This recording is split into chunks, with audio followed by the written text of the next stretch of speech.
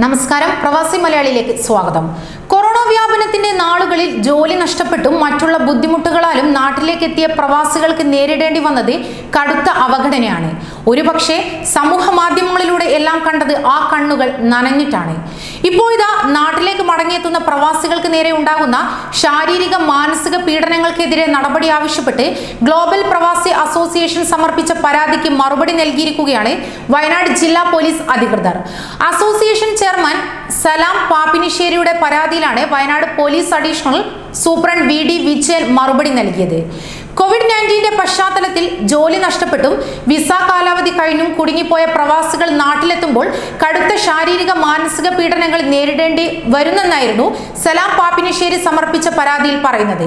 എന്നാൽ Wayanad special branch deputy police അന്വേഷണം നടത്തി സമർപ്പിച്ച റിപ്പോർട്ട് പ്രകാരം പരാതിയിൽ പരാമർശിച്ചിരിക്കുന്ന തരത്തിലുള്ള പ്രയാസങ്ങളൊന്നും വയനാട് ജില്ലയിലുള്ള പ്രവാസികൾ അനുഭവിക്കുന്നില്ലെന്ന് ബോധ്യപ്പെട്ടിട്ടുണ്ടെന്ന് ജില്ലാ പോലീസ് അഡീഷണൽ സൂപ്രണ്ട് മറുപടി നൽകി.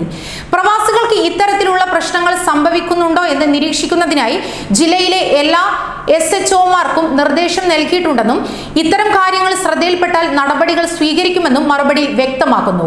കിളിക്കൊല്ലൂരിൽ ഖത്തറിൽ നിന്നെത്തി ക്വാറന്റൈനിൽ കഴിഞ്ഞിരുന്ന വയോധികയ്ക്ക് നേരെ അയൽവാസികളുടെ ആക്രമണം ഉണ്ടായെന്നും എടപ്പാളിലേക്ക് മടങ്ങിയെത്തിയ യുവാവിനെ സ്വന്തം വീട്ടിൽ കയറ്റിയില്ലെന്നും കുടിവെള്ളം പോലും നിഷേധിക്കുന്ന സാഹചര്യം ഉണ്ടായെന്നും ചൂണ്ടിക്കാട്ടിയാണ് ഗ്ലോബൽ പ്രവാസി അസോസിയേഷൻ പരാതി നൽകിയത്. കൂടുതൽ പ്രവാസി വാർത്തകൾക്കായി ഈ ചാനൽ സബ്സ്ക്രൈബ് ചെയ്യുക.